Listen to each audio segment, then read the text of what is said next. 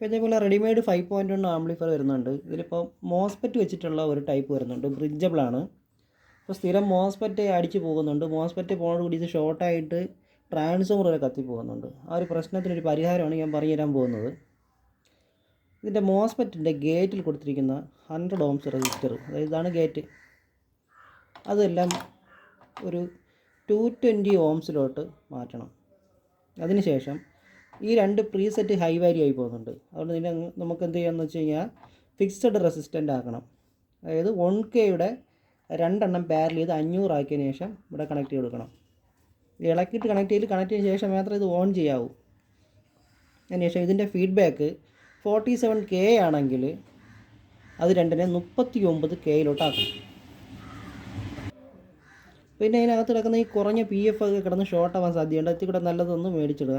ഈ polyester 15 NF മാറ്റണം. അതിനുശേഷം ചെയ്യേണ്ടത്, ഇതിൻ്റെ ഇൻപുട്ടിൽ ഇലക്ട്രോലൈറ്റിക് കപ്പാസിറ്ററാണ് കിടക്കുന്നതെങ്കിൽ അതിനെ മാറ്റിയിട്ട് ഒരു 560 NF കൺവേർട്ട് ചെയ്യണം. അപ്പോൾ അത്രയും ഓക്കെ ആയിട്ടുണ്ട്. ഇനി ഇവിടെ 2030 സ്ഥിരം പോകാറുണ്ട്. അതിന് വേണ്ടിയിട്ട് 2050 നിങ്ങൾക്ക് ഉപയോഗിക്കാം.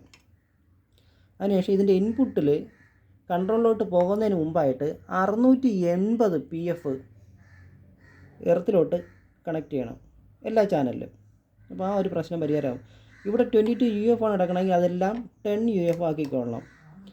പിന്നെ ഇവിടെ കിടക്കുന്ന ഈ പോളിസ്റ്റർ 104 അതൊരു 150 NF ആക്കിക്കണം. അപ്പോൾ ഇവിടെ നല്ലൊരു ബേസ് കിട്ടും. അതിനുശേഷം പിന്നീട് ഇത് ഹീറ്റ് ആവുന്നുണ്ടെങ്കിൽ ഇതിൻ്റെ ലെഫ്റ്റ് ആൻഡ് റൈറ്റിൽ ഒരു BT സെക്ഷൻ വരുന്നുണ്ട്. ഫുൾ വോളിയം ഇട്ടതിന് ശേഷം നമുക്ക് കേൾക്കാൻ പറ്റുന്ന രീതിയിൽ ക്ലാരിറ്റി ലെവലിലേക്ക് ഇൻപുട്ടിൽ പ്രീസെറ്റ് റെസിസ്റ്റൻസുമായിട്ട് കണക്ട് ചെയ്ത് അതിനെ കൺട്രോൾ ചെയ്ത് വെച്ച് കഴിഞ്ഞാൽ ഈ ഒരു പ്രശ്നം പരിഹരിക്കാം. അപ്പോൾ ഇത്രയാണ് ഇതിൽ പറയാനുള്ളത്. പ്രധാനമായിട്ടും മോസ്ഫെറ്റ് സെക്ഷനിൽ ഇതിൻ്റെ ഗേറ്റ് വോൾട്ടേജ് കൺട്രോൾ ചെയ്ത് വെച്ച് കഴിഞ്ഞാൽ തന്നെ ഏകദേശം പ്രശ്നം പരിഹരിക്കാം. ശരി, അടുത്ത വീഡിയോയിൽ കാണാം.